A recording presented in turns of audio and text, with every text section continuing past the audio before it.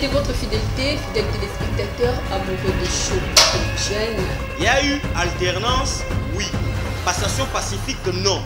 En réalité, le problème n'est pas à ce niveau-là. Il va jouer qui est pendant. Ça va être biso bagene ya lelo soki tokbamoni biso na place moko to baza na posa na biso tozalaka na rien que pour topesa bango.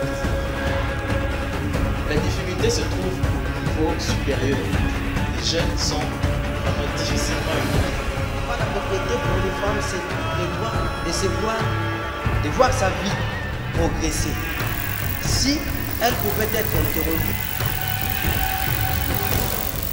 Très aimé de vous retrouver sur nos antennes. Bonjour et bienvenue à votre émission qui rime avec la jeunesse congolaise. Voilà pourquoi nous sommes là juste pour vous informer, former, parler de tout ce qui se passe sur l'étendue de la République démocratique du Congo. Personne ignore la montée de la tension entre la République démocratique du Congo ainsi que le Rwanda. Le voix s'élève, les réactions ne cessent de se multiplier autour de cette actualité qui nécessite de créer la chronique. Voilà pourquoi aujourd'hui sur ces plateaux, nous allons juste répondre à votre différentes préoccupations par rapport de la génocide congolais avec notre invité Ousmane Mutombo Kengo. Il est juste le président fédéral de G4 ainsi que le communicateur de l'Union sacrée à qui je dis bonjour, merci et bienvenue à cette émission.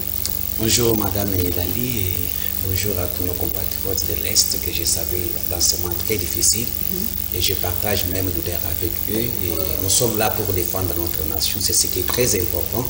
Au moment où nos frères de l'Est souffrent, nous ne voulons pas rester indifférents, nous devons tout simplement les accompagner et puis les appuyer, les soutenir et dénoncer tous les plans que l'Occident avec Paul Kagame est en train de faire l'Est de notre pays. D'où nous sommes déterminés de défendre dans tous les points. Tous les coins, nous sommes mobilisés. Et pour moi, je vous remercie pour votre invitation. La toute première fois. La toute première fois. La première fois, vraiment. Presque les gens qui nous voient, parce que 8 ans après, on se voit encore avec Madame Elali. Et puis, je pense que je suis très, très, très content quand même de vous rencontrer aujourd'hui. Je vous en prie. Ouvrons cette émission avec un titre de rappel qui est Ousmane Mutombo, parce qu'on est déjà 2024, candidat malheureux à la députation nationale des élections de 2023. Comment a-t-il pu accepter les résultats après la publication? En fait, vous devez savoir une chose. Ousmane Mutombo n'est pas un candidat malheureux.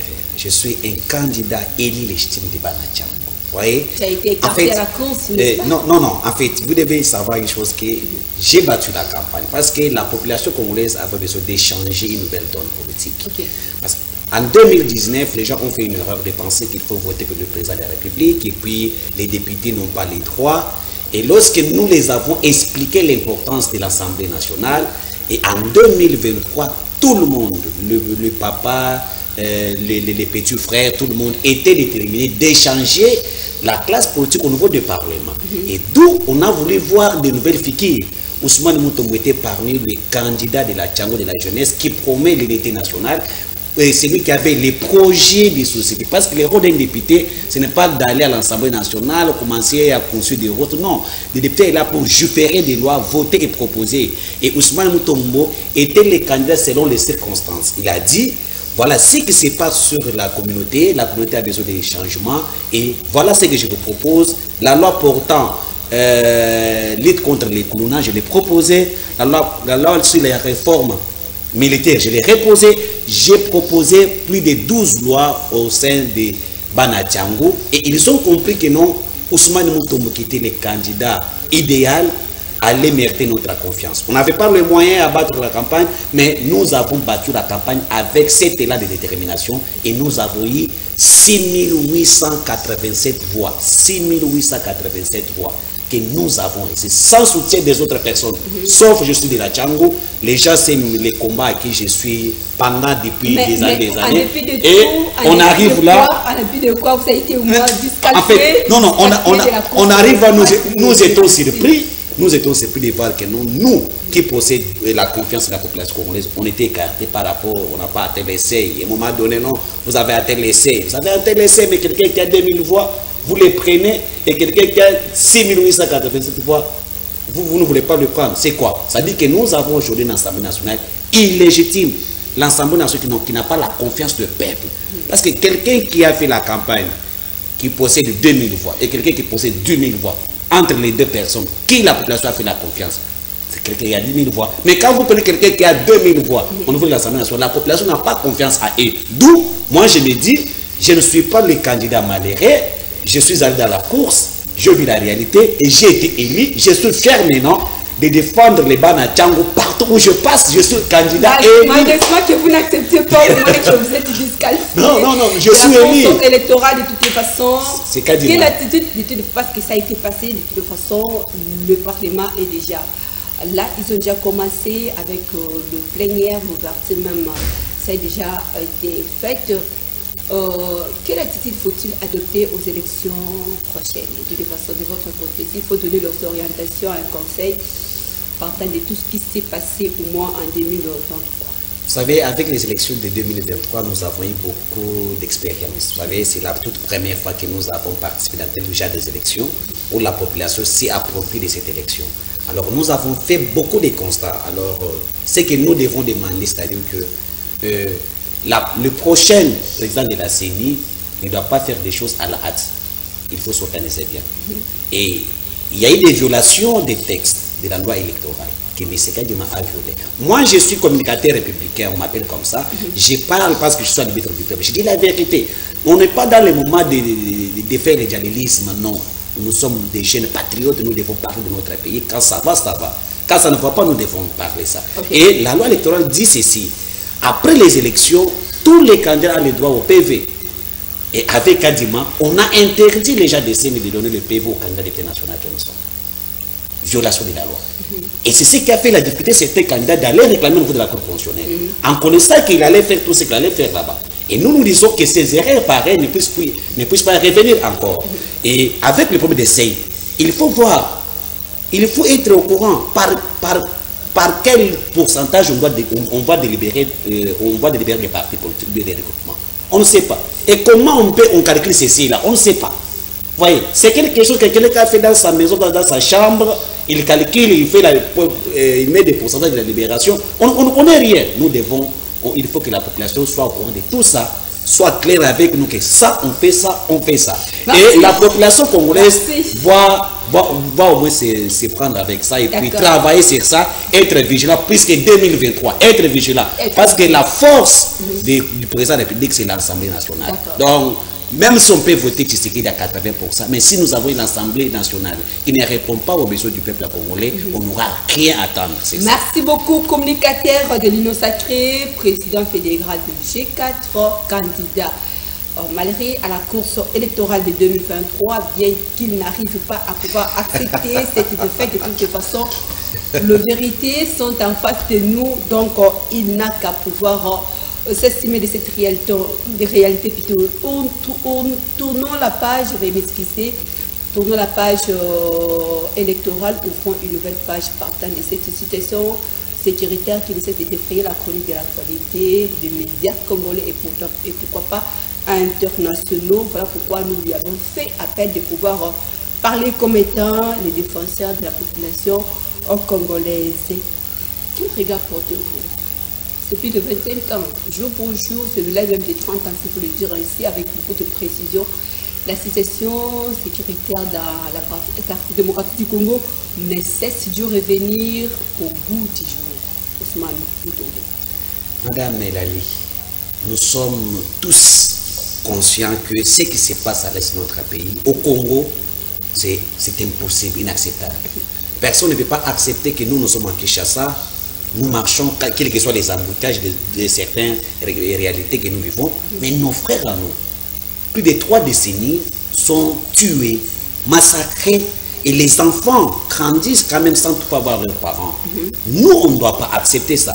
Et quand vous allez voir ça, c'est-à-dire que nous constatons que ce qui se passe à l'Est, n'est pas seulement les Rwandais, mais il y a que les gens derrière les Rwandais. Parce que le Rwanda, c'est un petit pays. Le Rwanda, face à RDC, ne fera absolument rien.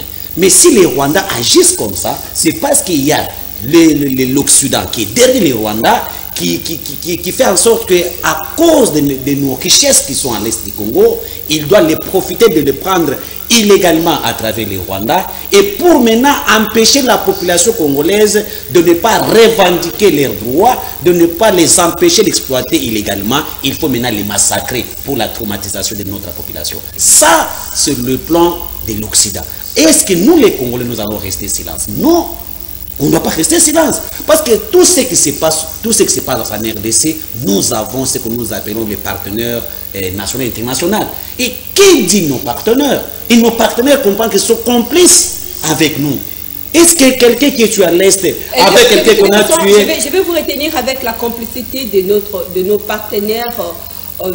Vu la réalité qui se passe sur le terrain, croyez-vous faut-il continuer avec cette diplomatie ou bien il y a cette possibilité aussi de rompre parce qu'on remarque beaucoup plus la complicité de l'autre côté, Ousmane. En fait, aujourd'hui, vous voyez que nous, la population congolaise, nous sommes debout.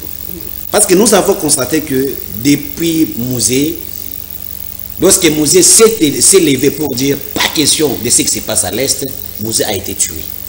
Il faut que les Congolais soient au courant de ça. Quand Mouzé a dit à l'Occident, pas question de la guerre de l'Est, là où il y a la guerre de l'air, là où on a commencé la guerre, on doit les faire retourner cette guerre-là. Et l'Occident a compris que Mouzé était un élément dangereux pour les Rwandais et pour leurs intérêts. Et on a tué Mouzé. Et Joseph Kabila arrive, signe encore des accords que le M23 réclame aujourd'hui, les accords signés en 2009 avec le CNDP, que le M23 réclame aujourd'hui comme Kabila avait engagé le gouvernement, pas Kabila en tant que personne physique, mais Kabila en tant qu'institution, comme en tant que président de la République. Il avait engagé la République avec des accords diaboliques et sataniques contre la République du Congo. Et les témoins de ces accords existent encore, sont encore en vie. Nous avons Raymond Tibanda Tonga Mulongo, ancien ministre régional, il est encore vivant. Nous avons l'ancien président de Nigeria. Et donc, les gens qui étaient vivants, qui étaient sur place, étaient là. Et lorsque Tshisekedi arrive, il voit que non, avec ces accords, je dois détruire la confiance du peuple congolais. On ne doit pas accepter ça. Et Tshisekedi refuse les accords de Joseph Kabila avec les Rwandais. Et Tshisekedi s'oppose au plan de l'Occident. Tshisekedi devient quelqu'un à battre par l'Occident. Voilà maintenant aujourd'hui, nous le peuple congolais, nous avons compris une chose. Que comme nous avons abandonné Mouzé Sel, il est parti, nous avons commencé à regretter. On ne peut plus faire de même erreur d'abandonner Tshisekedi de combattre l'Occident seul, alors que nos frères de l'Est tombent chaque jour. D'où nous devons commencer à les soutenir. Chaque Congolais a le rôle à jouer. Nous disons pas question à cette hypocrisie de nos partenaires. Et si les vrais partenaires doivent être sincères, s'ils collaborent avec les Rwandais, qu'ils puissent aller en Rwanda. S'ils veulent travailler avec nous, ils veulent bien travailler avec nous. L'année passée, nous avons remarqué beaucoup plus la visite de plusieurs autorités, entre autres pape Emmanuel Macron aussi qui était là. Tous ont revenu, ont remis la cause entre le maire de la République démocratique du Congo. J'espère que vous avez suivi avec beaucoup d'attention les réactions surtout d'Emmanuel Macron qui avait dit que la situation sécuritaire est beaucoup plus liée aux problèmes internes de la population congolaise et non aux Occidentaux. Quelle lecture ferez-vous partant au moins de ces propos tenus lors de son passage en RDC? En fait, il y a quelque chose que vous devez savoir. J'avais aimé l'attitude du président de la République à cette époque-là. Il a dit à Macron, considérons-nous comme les vrais partenaires, pas comme vos petits-enfants. Ça, c'est bien. Parce que si vous constatez aujourd'hui, ce qui arrive à l'Est, c'est l'opération turquoise. Je pense que les années 1887 comme ça, 85 comme ça, avec le génocide rwandais, la mort d'Abiy Rahmani, et les Tutsis voulaient extrémiser aussi les Hutus. D'où la France, avec l'opération turquoise, avait demandé d'ouvrir une couloir pour que ceux qui étaient maltraités au niveau du Rwanda sortent à travers la RDC. Et le mal que la RDC avait fait, c'est d'accueillir, donc de montrer les signes de la solidarité avec nos voisins, de les accueillir aujourd'hui. Or, les Blancs préparaient déjà qu'à travers ces gens-là, d'où ils doivent profiter une occasion de commencer à exterminer les gens de l'Est du Congo. Voyez? Et si nous sommes dans cette étape aujourd'hui, c'est la France. C'est la France qui était là. Qui est le partenaire privilégié de la République démocratique du Congo. Oui, voilà. C'était la France. Et quand Emmanuel Macron vient et parle comme si Emmanuel Macron ne connaissait pas bien l'histoire de la République démocratique du Congo et l'opération turquoise. C'est aujourd'hui ce que nous vivons. Et Macron profite de ça parce que Macron est le Rwanda. Macron soutient le Rwanda. Ce qui se passe à l'Est, la France est coupable. La France soutient le Rwanda dans la génocide congolaise. Pourquoi au niveau du Rwanda, avec 400 morts, on parle de génocide rwandaise? Mais pourquoi au Congo, avec plus de 12 millions de morts, Madame Ilali, on n'a jamais parlé de génocide congolaise? Pourquoi? Non, à qui la faute? La faute revient d'abord, à nos dirigeants d'abord, deuxièmement, à nous la population, qui n'a pas compris que nos frères de l'Est sont massacrés, nous devons les soutenir, et aussi à l'hypocrisie de la communauté internationale, à qui nous sommes attachés comme les alliés privilégiés. Alors ce n'est pas important. Et moi je le dis aujourd'hui que on ne peut pas regarder la communauté internationale, la décision ou bien la paix de l'Est dépend de nous. D'où j'ai aimé le président Tshisekedi, dès qu'il est arrivé au pouvoir, il a constaté que ce qui se passe à l'Est, dans l'armée, il faut d'abord organiser l'armée. Et il a organisé notre armée, on a mis les moyens. Aujourd'hui, nous avons 1,5 milliard américains budget alloué dans les forces armées congolaises. C'est ce qui nous permettra d'acheter des armes. Il a fait les efforts qu'on puisse enlever l'embargo pour que le peuple congolais s'en occupe de leur sécurité. Et nous devons aller au-delà. Nous devons refuser quand même l'hypocrisie de l'Occident et les rejeter, voir dans quelle direction nous devons prendre. Moi, je l'ai dit aujourd'hui, il y a des endroits il faut quitter. Il y a des relations qu'on peut même se détacher de cette relation-là pour se concentrer à notre peuple. Le peuple de l'Est souffre, mérite mieux que le massacre. Le peuple mérite mieux que le massacre. Observation, en fait, lors des sorties médiatiques, là, il s'agit juste de notre ministre de l'Intérieur qui a dit qu'il faut dialoguer avec ce que nous considérons comme étant les agresseurs afin de trouver des résolutions fiables pour la République démocratique du Congo. Partagez-vous cet avis? Non, madame. Écoutez, ministre de l'Intérieur, Peter Kazadi. Qui est de votre famille aussi. Non, écoutez, je ne sais pas quand les gens parlent comme ça, s'ils sont dans la vision du chef de l'État. Les gens pensent que nous soutenons la vision du chef de l'État, mais tu ne connais pas la vision du chef de l'État. Il y a plusieurs ministres. Quand Peter Kazadi dit nous devons dialoguer avec les terroristes, mais il crache sur le peuple congolais. Il crache sur la vision du chef de l'État qui dit on ne peut pas négocier avec les terroristes. Jamais aux États-Unis on ne négocie pas avec un terroriste. Jamais.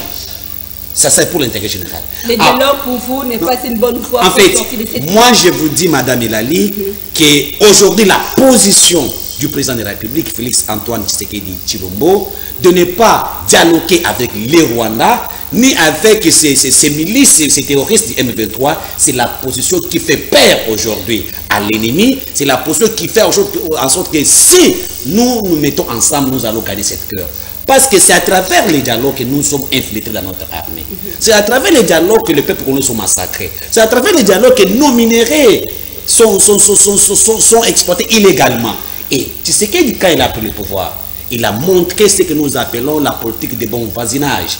Il a voulu courtoyer tous les pays, 9 pays voisins de notre pays. Il les a proposés, au lieu que nous devons vivre comme ça, mettons-nous ensemble pour développer l'Afrique centrale. Il a dit, Makagami, on ne peut pas continuer à tuer les peuples de l'Est à cause de nos richesses. Mais si tu as besoin de prendre nos richesses, mais dans une bonne élan, et le Congo doit gagner, vous devez aussi gagner, parce que nous et les Rwandais, nous restons toujours des voisins. Et Kagame n'a pas voulu accepter ça.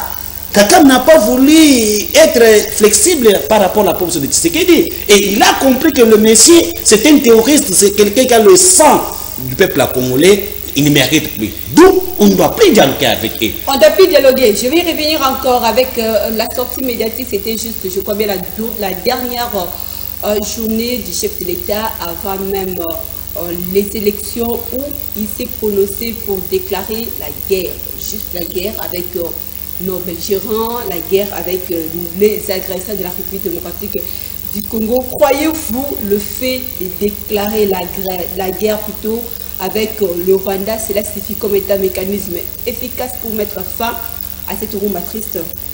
Madame Elali, je dois revenir pour quelque part pour vous dire, si moi j'étais le président de la République, lorsque Peter Kazadi, ministre de l'Intérieur, dit nous devons dialoguer avec le M23, il allait démissionner le même jour. Parce qu'il contredit la proposition du chef de l'État. Et pendant la campagne du chef de l'État, vous avez écouté ce qu'il a tenu comme des propos par rapport au dialogue. Et pourquoi les gens veulent dialoguer avec nous? Pourquoi? Et est-ce qu'on peut dialoguer avec quelqu'un que tout est frais chaque jour? Non, on ne peut pas le faire. Si Peter Kazadi parle comme ça, peut-être qu'est-ce qui lui a touché, piqué, je ne sais pas ou quoi, il allait démissionner. Moi là, lui demander, la raison pour laquelle ils n'ont pas voulu que je soit député, il allait être interpellé et destitué de ces fonctions-là. Mais comment vous pensez que vous allez soutenir la vision du chef de l'État? Les chefs qui vous disent on ne doit pas négocier avec le Rwanda, avec les M23. Vous, les ministres de l'Intérieur, vous les dites que non, vous les dites que non, nous devons dialoguer. Là, on est où? Bien que vous contestez juste les propos tenus par les ministres. Ça m'a énervé, ce n'est pas contester, mais réellement ça m'a énervé. Voilà, pas mal. Croyez-vous que la République démocratique du Congo est prête à faire la guerre avec le Rwanda? Madame Elali, la guerre, ça se prépare. Et je vous ai montré une chose que les chefs de l'État, après avoir compris une chose, que même si nous allons avec des relations diplomatiques avec ces pays, ce sont des traîtres, ils n'allaient pas laisser leur plan, et il a profité de jouer par l'hypocrisie avec ces gens-là, et de l'autre côté, il est en train de préparer l'armée. Quand on dit c'est lui qui veut la guerre, c'est lui qui veut la guerre, qui veut la paix, prépare la guerre. On avait déjà commencé à préparer la guerre en renforçant nos forces armées congolaises, en recrutant le jeune dans l'armée, parce que Kabila nous a laissé un soldat, les derniers soldats à l'âge c'était 50 ans, 48 ans, impossible. Et c'était les Tutsis et les Rwandais au sein de nos forces armées, les infiltrés les accords CNDP et les autres qui ont été intégrés dans l'armée, ce que Tshisekedi avait refusé de les nommer comme les généraux par rapport à la proposition de Kabila, ce qui a beaucoup créé beaucoup de séparation entre Kabila et les autres. Il y a beaucoup de réalités là-dedans que les gens ne connaissent même pas. Et nous avons préparé la guerre. Le chef de l'État a dit nous devons les attaquer. Oui, nous sommes prêts. Aujourd'hui, nous avons 1,5 milliard $ américains de budget alloué à la défense. Ce que les Rwandais ne pendant que Bounagan est toujours occupé, pris en otage. Et écoutez, ce que les Rwandais ne veulent pas. Et nous sommes déterminés de récupérer chaque territoire de notre pays. C'est la détermination du chef de l'État. Je vous assure que dans les jours à venir, vous allez voir, nous allons les récupérer. Il y a des fois, nous avons tempéré dans certains mécanismes nationaux et internationaux, et avec l'OIA, l'Union africaine, avec CAC, en pensant qu'à part de laquelle on peut aussi les vaincre à travers des dialogues. Si le plan de dialogue n'a pas atteint l'objectif, on peut attaquer maintenant avec des armes. Ne voyez-vous pas que Peter Kazadi aussi, son excellence, a juste raison de ne pas déclarer la guerre contre le Rwanda, en se référant, de toute façon que j'ai fini avec ma question, en se référant au mois de Bunagana qui est pris à l'hôtel, ça fait déjà 2 ans passés, en se référant aussi des accords signés à Addis Abeba, en se référant aussi à la commission mixte de Luanda. Ne voyez-vous pas que tout ça, ça n'a rien produit? Alors, c'est mieux de dialoguer que de lancer la guerre carrément, parce qu'on n'a rien trouvé comme étant des résolutions efficaces compte tenu de la réalité du terrain. Mais Madame Elali, lorsque nous sommes allés au niveau de Kenya, Nairobi, c'était le dialogue, c'était de parler avec les ennemis, dire arrêtez. Il y a eu des décisions, des rencontres de Nairobi qui n'ont jamais été respectées par les ennemis. Et nous sommes allés au niveau de Luanda. Et les ennemis étaient là. On a dit il faut cesser. Ce que les ennemis n'ont pas respecté, madame. C'est-à-dire que le président Tshisekedi Félix a utilisé tous les moyens diplomatiques pour que la paix revienne à l'Est. Et c'est nos ennemis, avec leurs complices, qui n'ont pas voulu accepter les engagements pris. Et voilà, aujourd'hui, on ne doit plus dialoguer avec eux. Et ce qui me fait étonner, c'est quoi? Mais lorsque nous allons dans des négociations, des dialogues de Nairobi et de Luanda, on a vu ces Kagame qui signent à la place du M23. C'est là où nous avons des doutes de dire que les M23 sont des Congolais. Comment un Congolais, on peut signer à leur place par un Rwandais? Et c'est le président rwandais qui représente le M23. Et lorsque nous avons compris, c'est le Rwandais qui est l'agresseur. Avec l'agresseur, on ne négocie pas. Avec l'agresseur, on ne se met pas devant la table. Tout le balai diplomatique a été initié par l'Occident, a échoué. Qui n'a pas respecté tous ces plans? C'est Kagame, avec ses complices. Et nous ne voulons pas nous revenir pour dire nous devons dialoguer. Non, nous devons faire la guerre avec les Rwandais. Nous, ça là, je vous dis, Avec quelle armée? moi, Ousmane Moutomou, je l'ai dit. Avec quelle armée? Moi, Ousmane Moutomou, je l'ai dit. Avec Je suis prêt c'est ça aussi que la question tout... que je vous pose. Comme la guerre, ce n'est pas si mauvais. Mais avec quelle armée devons-nous faire la guerre avec le Rwanda? Madame, nous avons une armée. Nous avons une armée aujourd'hui formée par le chef de l'État. Il y a plus de 65 000 jeunes Congolais qui avaient répondu à l'appel du chef de l'État l'année passée. Et ces gens ont été bien formés et ils sont en front. Ils font le travail. Nos forces armées font un grand travail, madame. Moi, je suis en contact avec ceux qui sont à l'est du Congo. Je suis en contact avec les Ouazalendo parce que je suis les vrais Ouazalendo. Et se bat sur le terrain. Nous, on se bat sur les médias. Et vous aussi, vous faites votre part. Parce qu'aujourd'hui, la guerre avec les Rwandais n'est pas seulement la guerre sur les champs, et c'est sur la guerre numérique aussi. Vous trouvez que les M23 ont au moins plus de 1500 sites sur le plan Internet où ils donnent de mauvaises informations, où ils nous combattent. Nous aussi, comme nous sommes les vrais Ouazalendo, on les combat aussi à ce niveau-là. Et je vous dis, si le Rwanda n'est pas soutenu par la France, par la Grande-Bretagne, l'Union européenne, les États-Unis, le Rwanda ne fera jamais, même 3 jours, face à la RDC. Ça, je vous dis. Mais tout ça, c'est parce qu'il y a déjà derrière. Et nous devons maintenant les combattre avec ces gens-là. Nous devons les combattre pour sauver notre pays. Je vous dis qu'il y a des préalables. Parce que quand le chef d'État a dit nous devons déclarer la guerre, les gens pensent qu'il allait se réveiller le matin comme ça, dire demain il y a la guerre. Donc il y a des préalables. Premier préalable, avant de déclarer la guerre, il faut qu'il réunisse au moins les hauts conseils supérieurs de la défense. Lorsque le Haut Conseil supérieur de la défense, il inclut aussi par la commission de la défense et sécurité de l'Assemblée nationale et ils seront devant le chef de l'État pour donner les rapports par rapport à ce qui se passe à l'Est, faire les études stratégiques. Et c'est par là qu'il doit dire au chef de l'État, si nous attaquons le Rwanda, voilà nous devons gagner, voilà nous devons peut-être perdre. Et le on risquerait même de finir, qui risquera même de finir ce mandat sans pourtant... Non. À la situation, à la crise sécuritaire. Non, moi je vous dis que Tshisekedi est déterminé. Voilà ce qu'il doit faire comme premier point. Il a déjà fait. Il y a une commission, le Haut Conseil supérieur de la Défense, ensemble avec la commission de la Défense et sécurité de l'Assemblée nationale, ils étaient autour du chef de l'État, ils ont donné les rapports par rapport à la situation sécuritaire. Il y a eu des pistes de solutions. La raison pour laquelle vous avez compris que la commission avait constaté qu'au sein de nos forces armées congolaises, il y a eu des traîtres. Ce que Kabila avait mis dans l'armée avec les accords de CNDP et les gens qui étaient des généraux les Rwandais. D'où notre armée a l'impossibilité de gagner la guerre de l'Est parce qu'il y a des traîtres. D'où on a dit qu'il faut lever les moratoires de quoi pour ceux qui sont les traîtres au sein de l'armée, on peut le pendre quand même. Ça, ils ont dit ça. Et après ça, il y a des décisions mises en place. Ça, c'est le premier plan. Deuxième menace, c'est que le chef doit faire, on demande plus vite que possible que l'Assemblée nationale et le Sénat, bientôt là, le Sénat il y aura les élections des sénateurs, là, il doit maintenant les demander en congrès.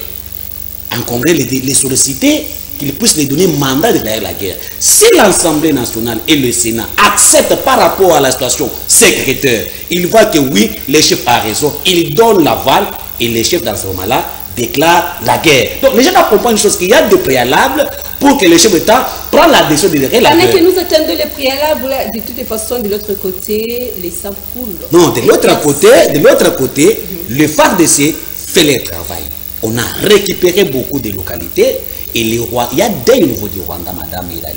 Je te dis, il y a des au niveau du Rwanda. Et Kagame, c'est un sanguinaire. Il sera maudit, lui et toute sa génération. Et tous les Rwandais qui soutiennent Kagame seront maudits et leurs enfants.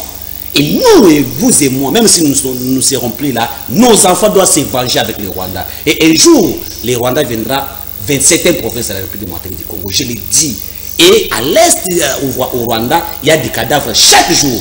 Nos forces armées font un grand boulot sur ces terrains. Et peut-être vous, au niveau des médias, ne faut pas dire que nous n'avons pas l'armée. Nous avons l'armée capable de faire face à ça. Si ce n'est pas la trésor au sein de l'armée congolaise, et on doit gagner ce qui n'est même pas dans 48 heures. Mais comme on a enlevé le moratoire des pendaisons quand même pour les traîtres au sein des forces armées congolaises, vous allez voir que ce qui se passe à l'Est doit prendre d'autres tournées. Vous avez écouté ce qui se passe ce matin? Ce matin à Rutshuru, Sake, et les secours sont là. Nous, on est informés à tout moment et je t'assure que moi, je suis Ouazalendo, je soutiens les FARDC les gens de Goma, Tobosani Bangote, nous allons maintenant faire notre travail. Voilà, nous attaquons ces ambassadeurs. Merci. Vous attaquez, voilà, c'est ça aussi, j'en profite de cette occasion parce que la semaine passée était juste beaucoup plus marquée par les contestations. Cette semaine aussi, aujourd'hui également, il y a eu des contestations, destruction même de matériel, ainsi de suite. Croyez-vous que ce sont juste de bonnes voies pour faire chasser l'ennemi ou bien pour mieux prendre parole devant l'agresseur qui est le Rwanda? Madame Elali, le peuple congolais et les Kinois comme nous sommes là, nous avons compris une chose, que ce qui se passe à l'Est, c'est nos frères.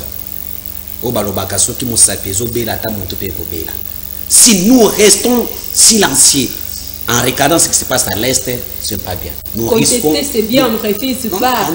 Mais aller au-delà de la contestation... Ce que nous réclamons, ce n'est pas injuste, c'est dans notre droit. Mais comment vous êtes un partenaire privilégié? Vous soutenez quelqu'un qui le tue chaque jour. Comment ça? Comment vous êtes un partenaire privilégié? Vous nous condamnez, nous, les gens qu'on tue chaque jour. Vous soutenez quelqu'un qui est terroriste, parce qu'ils ont des matériels sophistiqués. Vous l'avez Madame Elali, aujourd'hui, nous réclamons pour dire tous les pays de l'Occident qui sont contre nous, ils doivent faire le choix entre nous et le Rwanda. Soit ils partent au Rwanda s'installer, et soit de rester au Congo et d'être derrière les Congo. Lorsque vous allez attaquer juste le Rwanda, Pologne se prononce pour dire qu'il sera du côté pour soutenir le Rwanda. Ne voyez-vous pas qu'il y a aussi des pays-là qui se cachent? Ou bientôt se dévoilent au vu et aussi du monde. Quand je vous dis l'année passée, je vais vers le mois de février, c'est le président polonais ici qui a condamné la question rwandaise. Le président polonais ici qui a condamné maintenant qui soutient. Et quand on parle de Pologne, on voit les États-Unis. La Pologne est le bras droit des États-Unis. Voilà comment les États-Unis maintenant jouent derrière la Pologne pour soutenir le Rwanda avec des armes. Je vous rappelle une chose, que c'est là qui nous suivent. Sachez que ça fait 3 semaines passées que le commandant de CIA a descendu avec l'avion de guerre au niveau du Rwanda, venant des États-Unis jusqu'au niveau du Rwanda, avec le matériel de guerre. Est-ce que l'ambassadeur américain peut justifier? Pourquoi ça? On a arrêté à l'est du Congo, là, par les Ouazalendo. Au sein des terroristes rwandais, on a arrêté des Américains. Vous êtes au courant? On a arrêté des Américains là-bas. On a arrêté des Français là-bas. Et nous, on ne peut pas dire que nous avons des bonnes relations avec ces pays. Et ces pays qui nous ont de nous empoignarder derrière nous. Non, là nous disons, si Félix Tshisekedi dit, et dans la diplomatie, oui, mais nous, la population, nous disons, pas question des États-Unis, voilà, pas question de la France, pas question de la Grande-Bretagne. Et nous devons les dire de quitter notre sol, soit ils nous soutiennent, soit qu'ils puissent aller soutenir les Rwandais. C'est ça. Nous sommes arrivés juste à la fin de notre émission. La voix de la jeunesse se prononce à travers son représentant légal, Ousmane Tombo Kengo. Il est le président de la fédération G4 ainsi que le communicateur de l'Union sacrée. Comme il y a des complicités de voix et moyens, comme il y a l'hypocrisie au sein de la République démocratique du Congo avec ses partenaires, quelle attitude faut-il adopter? C'est ma dernière question parce que nous sommes arrivés à la fin. C'est-à-dire que du fait que nous avons constaté qu'il y a la trahison avec la communauté internationale, même au sein de nos forces armées congolaises, avec les Rwandais qui sont là, l'attitude qu'un vrai Congolais de père et de mère à le prendre, c'est de rester dans l'unité nationale et montrer l'esprit patriotique envers nos frères de l'Est, les soutenir encore. Et nous devons dénoncer tout le plan contre la République du Congo. Et moi, j'allais voir aujourd'hui l'opposition que nous avons en face de nous, venir se rejoindre à l'idée pour sauver la nation. Parce qu'aujourd'hui, Madame Elali, si Gom tombe, Kinshasa tombe, quelqu'un qui veut être président ne sera plus président. Quelqu'un qui veut être ministre ne sera plus ministre. Même un député qui est au l'Assemblée nationale ne sera plus député. Tout doit revenir à zéro. Alors, nous, de l'opposition. Oui, mais je dis, il est temps que nous devons se mettre ensemble. J'ai vu à l'époque au niveau de la France, Charlie Hebdo. On a vu même les anciens présidents français derrière Emmanuel Macron pour montrer que même au-delà de nos carrières politiques, mais quand il y a la nation qui est attaquée, nous devons se mettre autour d'une table, montrer la solidarité et vaincre l'ennemi. Mais ici, les gens sont là pour critiquer. Ils attendent aussi l'appel de votre côté. On voit seulement les portes qui vont venir. Madame Elali, les gens sont de critiquer. Lorsque les FARDC gagnent des territoires, là l'opposition n'en parle pas. Lorsque les FARDC perdent, l'opposition sort pour commencer à attaquer les FARDC. On est dans quel pays? On joue quel jeu? Jeu de l'ennemi?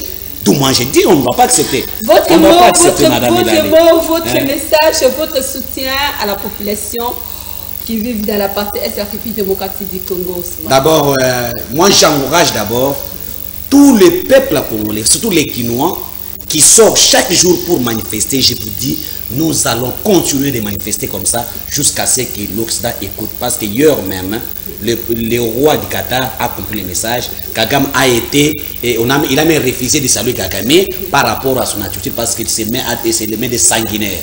Et nous devons être chaque jour dans la rue, dire non au plan de l'Occident, demander à nos autorités, qui sont autorités, de prendre leurs responsabilités, de défendre notre pays. Article 63 de la Constitution, dans le chapitre 4, il nous donne le devoir, nous le peuple congolais, de défendre notre intégrité territoriale, quoi qu'il en coûte, nous devons le faire. Et pour les gens de l'Est, on ne vous abandonne pas. On ne vous abandonnera jamais. Moi, je suis prêt même. J'ai dit, après les élections, j'allais même rejoindre les Ouazalendo, combattre. Ça, c'est pour ma nation. Et les gens me disent de ne pas aller. Moi, je suis prêt. Nous sommes avec vous. Nous partageons nos souffrances avec vous. Et j'appelle les Banachango le 18, dimanche le 18. Nous serons vers Sainte-Thérèse à partir de 17h30 pour montrer notre solidarité avec les gens de l'Est, déposer des bougies pour montrer que nous, même nous sommes de la Tchango, nous sommes concernés, nous avons des frères là-bas. Et venez nombreux dans cette activité. À 17h30 vers Sainte-Thérèse, vous allez rencontrer votre humble serviteur élu du peuple et légitime, Ousmane Mutombo, à l'arbitre du peuple, appelé par les gens communicateurs républicains du chef de l'État. Et nous serons là pour soutenir nos frères. Marcher la tête haute ne font pas être distrait. Et les églises aussi qui prient pour vous, je profite, je suis dans votre chaîne, je profite aussi de dire à pasteur Walissa de continuer aussi de prier pour l'Est du Congo, continuer de prier pour nous aussi qui sommes chaque jour dans la route pour défendre notre intégrité territoriale. Ça sera une bonne chose pour le Congo. Merci beaucoup Ousmane Mutombo à Mutombo Kengo. Nous vous disons merci pour cette lumière. C'est moi qui vous remercie. Voilà, c'est fini pour aujourd'hui. Merci de votre fidélité, attachement. Suivez la rediffusion de cette émission le samedi à 16h45. Votre programme sur notre antenne. On se retrouve prochainement. On aura le plaisir d'avoir un nouveau numéro. Au revoir. Merci de votre fidélité des spectateurs amoureux de show. Il y a eu alternance, oui. Passation pacifique, non. En réalité, le problème n'est pas à ce niveau-là.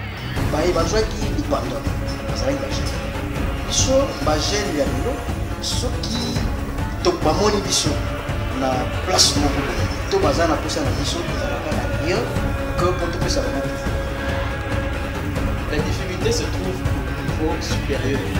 Les jeunes sont vraiment difficilement éduqués. La propriété pour les femmes, c'est le droit de voir sa vie progresser. Si elle pouvait être interrompue